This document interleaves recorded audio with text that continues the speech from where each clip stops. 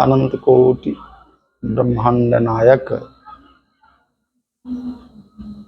भक्तवांछा कल्पतरु बुद्ध गुण धर्माश्रयी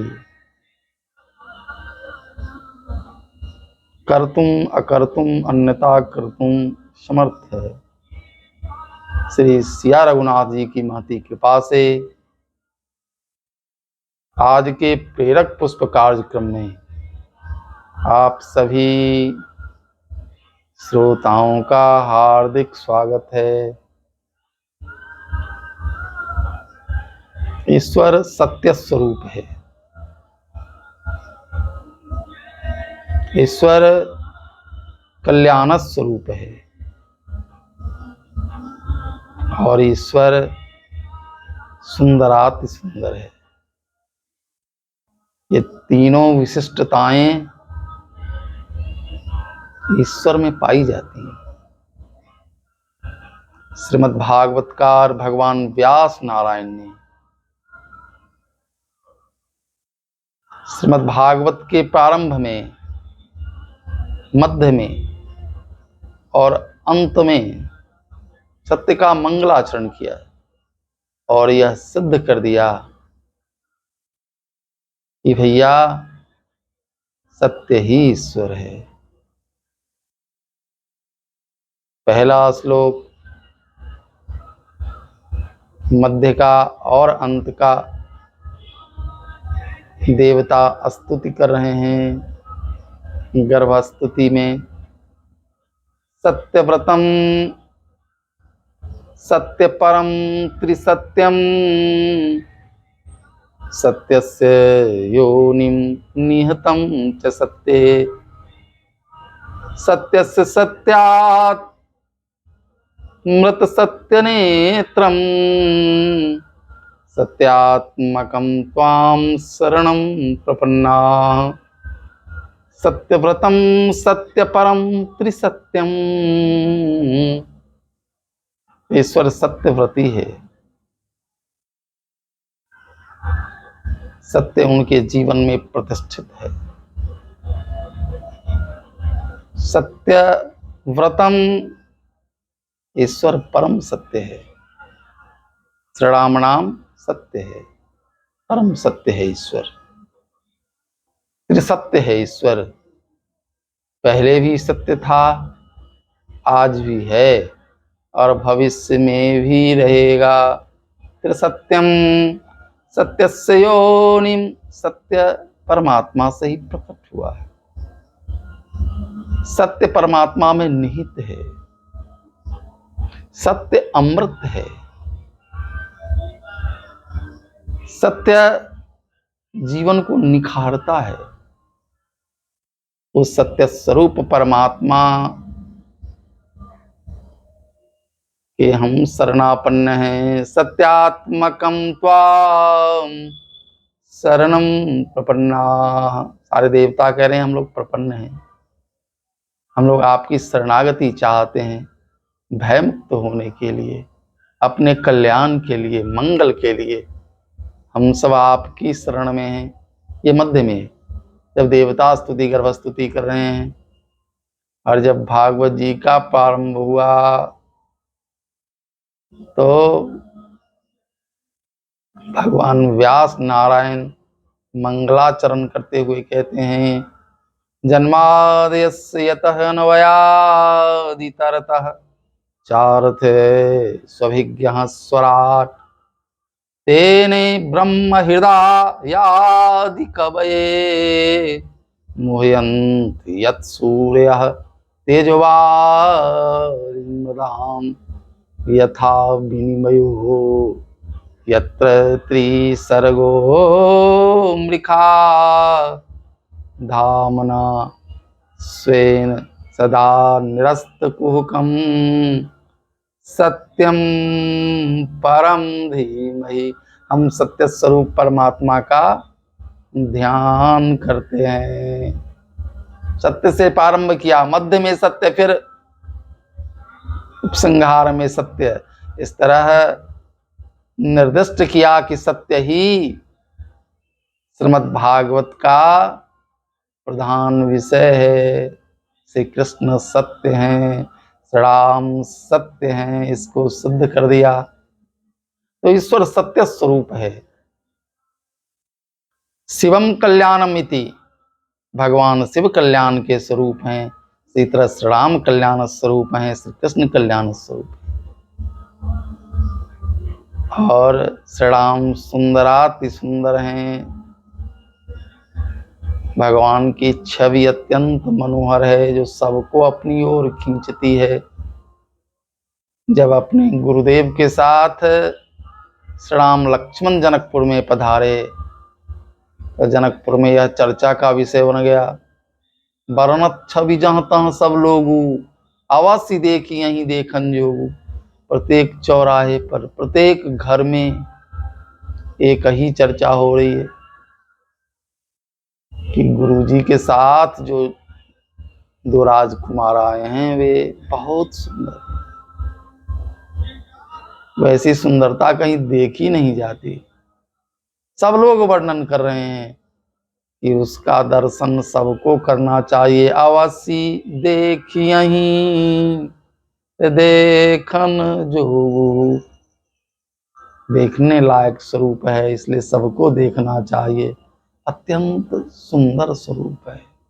ये तो मनुष्य की स्थिति है। जब लंका विजय के लिए श्री राम समुद्र पर पुल बना रहे थे, उस समय पुल का निर्माण हो गया और सेना बहुत बड़ी थी। पदुम 18 जू तप बंदर, 18 पदुम सेनापति थे बंदरों के, भालुओं के, बंदर भालुओं के। अब ये इतनी बड़ी सेना इतने छोटे पुल पर कितना समय लग जाएगा पार करने में? तो बहुत सा समय लग जाएगा। 14 वर्ष का वनवास है, फिर भरत जी के लिए लौटना भी है। श्री राम ने एक कौतुक किया, कौतुक कीन्ह कृपाल खरारी। भगवान ने एक कौतुक किया। भगवान उस पुल पर अपना चरण पधराते हैं। जो ही श्री राम पुल पर आए तो ही श्री राम का दर्शन करने के लिए मनुष्यतर प्राणी जो जलचर जीव हैं सभी दर्शन करने के लिए आ गए। मगर, नक्र, नाना झकब्याला, बड़े बड़े सांप, मछलियां इतने बड़े बड़े हैं कि एक दूसरे का भक्षण कर सकते हैं, खा जाएंगे। लेकिन सब श्री राम की छवि को देखने में इतने मग्न हैं कि कोई हटने को तैयार नहीं है। और इस तरह दूसरा पुल निर्माण हो गया यहां से वहां तक। तो इस तरह जो सेना थी उसमें कुछ लोग पत्थर वाले पुल से पार करते हैं, कुछ लोग ये जलचर जीवों वाले पुल से पार कर रहे हैं, कुछ आकाश मार्ग से जा रहे हैं। और इस तरह बहुत जल्दी सेना पार कर गई। इस राम का अत्यंत सुंदर स्वरूप होने के कारण इतना आकर्षक है कि बिना देखे रहा नहीं जाता। अद्भुत छवि श्री रामभद्र की है। एक बार भारत के राष्ट्रपति डॉक्टर राधाकृष्णन, जो एक महान दार्शनिक थे और एक आदर्श शिक्षक भी थे, विदेश यात्रा को गए। विदेश यात्रा के क्रम में रूस पहुंचे। उस समय रूस में स्टालिन का शासन था। स्टालिन राष्ट्रपति था और तानाशाही प्रकृति का था। मैं जो कहता हूं वही सही है, इस तरह शासन चलाने की प्रकृति स्टालिन में थी। डॉक्टर राधाकृष्णन के पास पहुंचे। डॉक्टर राधाकृष्णन को ईश्वर के प्रति अगाध विश्वास था, यह उनके व्यवहार से ही झलकता था। बातचीत के क्रम में स्टालिन ने कहा कि मैं ईश्वर में विश्वास नहीं रखता, मैं नास्तिक हूं। डॉक्टर राधाकृष्णन ने कहा तो मैं आस्तिक हूं। और मैं यह सिद्ध कर दूंगा कि आप नास्तिक नहीं हो। स्टालिन आश्चर्यचकित हो गया, बोला कि आप सिद्ध कर देंगे कि मैं नास्तिक नहीं हूं? किस तरह सिद्ध करेंगे? डॉक्टर राधाकृष्णन ने पूछा, आप बताइए आप क्या चाहते हैं? आप चाहते हैं कि आपके अधीनस्थ जितने भी लोग हैं, कर्मचारी हैं, सत्य बोलें कि झूठ बोलें? स्टालिन ने कहा कि मैं चाहता हूं कि सभी सत्य बोलें। यदि कोई झूठ बोलेगा तो मैं फांसी दे दूंगा उसको। मैं चाहता हूं सभी सत्य बोलें। डॉक्टर राधाकृष्णन ने कहा, मैं दूसरा प्रश्न पूछ रहा हूं आपसे। आप बताइए कि आप मानवता का कल्याण चाहते हैं कि नहीं? स्टालिन ने कहा कि मैं गरीबों के लिए ही संघर्ष करता रहा हूं। मैं चाहता हूं कि गरीबों का भी भला हो, सबका कल्याण हो, सबका मंगल हो, ये मेरी इच्छा है। डॉक्टर राधाकृष्णन ने कहा, ठीक है। फिर उन्होंने तीसरा प्रश्न पूछा, आप अपने देश को सुंदर बनाना चाहते हैं या कुरूप या भद्दा फूहर, कैसा बनाना चाहते हैं?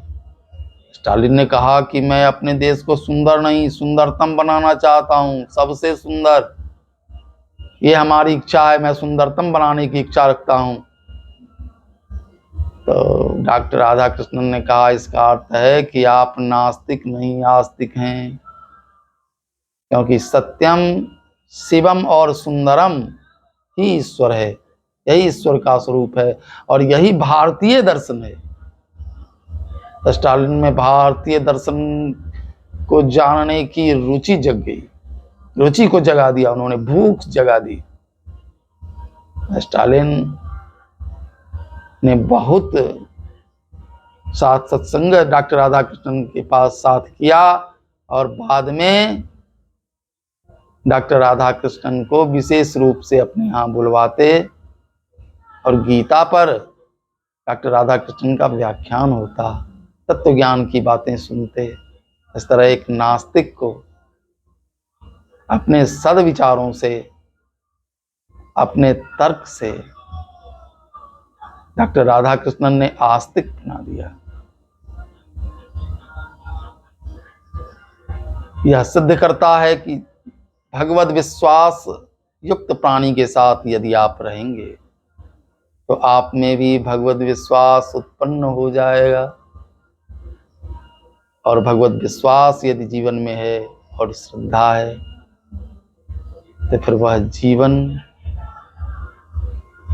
सुंदर से सुंदरतर, सुंदरतर से सुंदरतम हो जाएगा।